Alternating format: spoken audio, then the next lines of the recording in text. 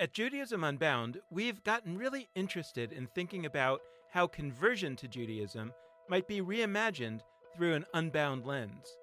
We didn't know that this was already happening within one pocket of the Judaism Unbound community. This story is about a group of folks who heard our conversations on the Judaism Unbound podcast, took us seriously, and went on a journey in the most unlikely of places.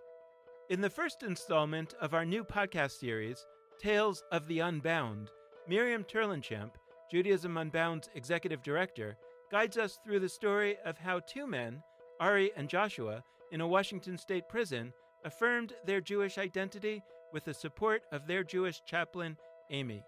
It's a story of wrestling, becoming, and modeling the power of mutual belonging.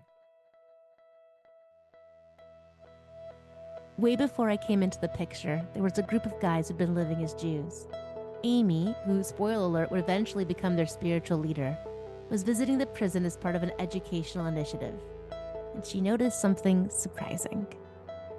I approached this young man who was wearing kippah and kind of tongue-in-cheek said, "So what's with the kippah?" And he said, "Wait, you know that word?" And I said, "Yes, I'm one of you." He was like, "No way, get out."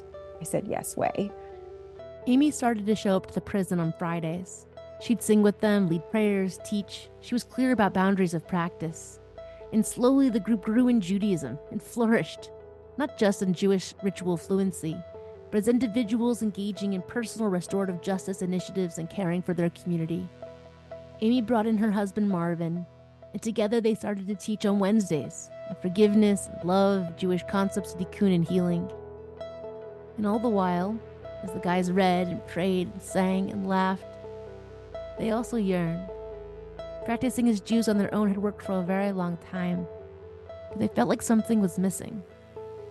But conversion, fully affirming their Jewish identity, was unattainable. Rabbi after rabbi after rabbi had said, "Oh, not now. No, not yet." When you get out. Then you can. They accepted this truth, that in prison they can practice as Jews, but they wouldn't be Jews without the threefold process of Jewish conversion: Beit Din, rabbinic judgment; Milah, circumcision; and mikvah, ritual immersion, which they thought were impossible to do in prison. I think of myself as part of Israel, when I see it in the text, and to feel a part of the history. When you convert, you're actually given a lineage. When you're mentioned as Ben Avraham Vesarah, you are now part of that. And there's no shortage of myths and legends and mystical practices and all the art and poetry and language and foods and holidays and things that are like you're now a part of. And it's just like, wow. This group of men believe in doing good time, inner transformation for the purpose of living a better life in this moment, and that Judaism is the orientation that leads them towards healing, repair, and personal growth. At Judaism Unbound, we're all about saying yes to becoming the person you want to be in the world, and so we said yes. Yes to reinvention of conversion for the purpose of inclusion. Yes to believing that each individual has their own authentic expression of identity. Yes to the conversion process, knowing that we would figure out the details along the way.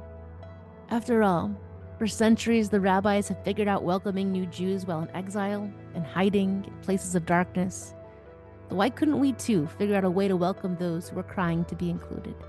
Standing in that cool room, watching the steam rise from a makeshift mikvah, surrounded by the entire group of people who'd been doing Jewish for years, watching their brothers immerse, become, I thought, yes, this is what we need in our world. And then finally, the ritual immersion in the mikvah within the walls of this place, pouring living water into this thing and watching this unfold, submerging under that water, that living water, repeating the blessings as I arose. That warmth was spreading throughout me. And I was having to catch my breath at some point. Those words that we were saying, they were so meaningful. They were creating something new inside of me. Something was blooming inside of me. It was this beautiful experience.